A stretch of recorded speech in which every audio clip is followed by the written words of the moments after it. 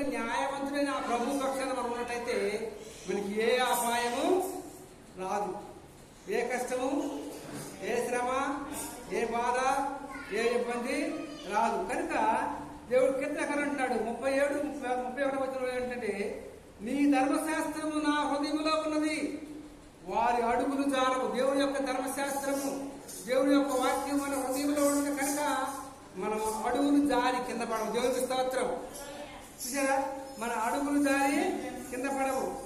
కీర్తన గ్రంథము 37-34 వచనం వరకు చూసినట్టయితే, యెహోవా కొరకు కనిపెట్టుచుండుము, ఆయన మార్గమును అనుసరించుము. దేవుని కొరకు కనిపెట్టుకొని ఉండాలి. లోకంలో దేవుని కొరకు కనిపెట్టాలి. ఆయన మార్గమును అనుసరించుము. దేవుడి సన్నిధికి, ఆయన యొక్క మార్గాల్లో అనుసరించి దేవుడి సన్నిధికి రమ్మన్నాడు. భూమిని సంతరించుకున్నట్టు ఆయన నిన్ను హెచ్చించును, నిన్ను హెచ్చిస్తాడు. దేవుడికి స్తోత్రం.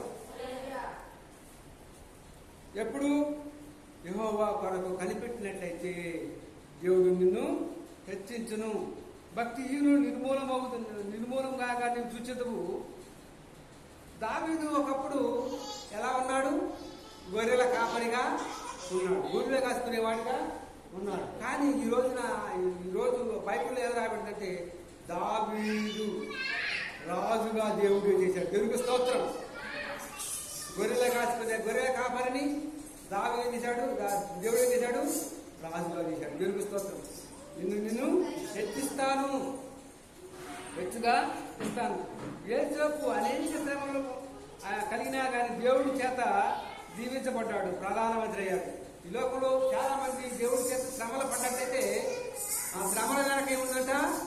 ఆశీర్వాదం ఉంది. దేవుడికి స్తోత్రం. పోషిఫర్ భార్య ఏం చేసింది? జైల్లో పెట్టించింది. దేవుడికి స్తోత్రం. కానీ జైల్లోనే ఉన్నాడా? జైల్లో నుంచి విడిపించబడ్డాడు. ఆ యొక్క దేశానికే ప్రధానమంత్రి అయినట్టుగా మనము చూస్తున్నాము. దేవుడికి స్తోత్రం. కనుక ఆయన ఎందుకు భయభక్తులు గల వారిని ఆయన ఎన్నడూ కూడా విడిచిపెట్టే దేవుడు కాదు.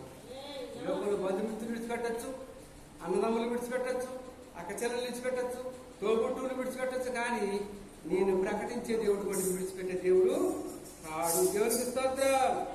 కనుక ఈ లోకంలో యోసేపు ఏం చేశారు? తన అన్నలు ఏం చేశారు? అమ్మేశారు. అమ్మేసినప్పటికీ దేవుడు విడిచిపెట్టాడా? కనుక మన దేవుడు విడిచిపెట్టే దేవుడు కాడు. కనుక ఇంతవరకు మనం తెలుసుకుంటున్నాం. నీ దేవుడైన యెహోవా మాట శ్రద్ధగా వినేయాలా. ఇంతవరకు చెప్పిన మాటలన్నీ కూడా మీరు శ్రద్ధగా వినేయాలా. ఈ జీవనాలన్నీ మీకు ప్రాప్తించును. ఇంట్లోకి వచ్చినప్పుడు దీవించబడతావు, వెళ్ళినప్పుడు దీవించబడతావు, నీ గర్భఫలము దీవించబడుతుంది, నీ గొర్రె మేకమందరూ దీవించబడతాయి, నీ పశువులు దీవించబడతాయి అన్నట్టుగా మనం ఇక్కడ చూస్తున్నాం.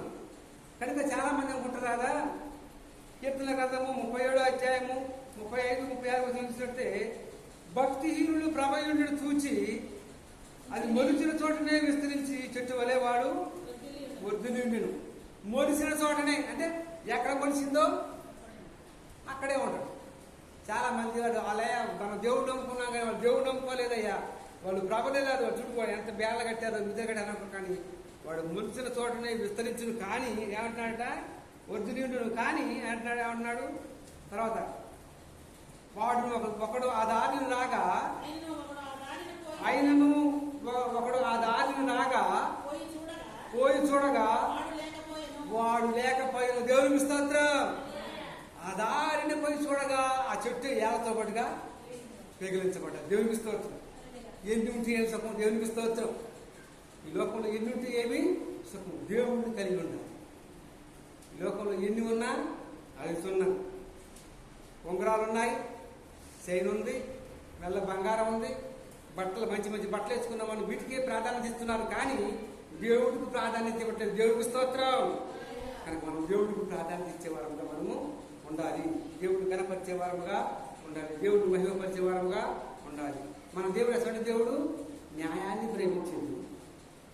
చూడండి, న్యాయాన్ని ప్రేమించేది. కనుక మనం న్యాయంగా నడుచుకోవాలి. అన్యాయంగా నడవడానికి వీల్లేదు, అక్రమంగా నడవడానికి వీల్లేదు.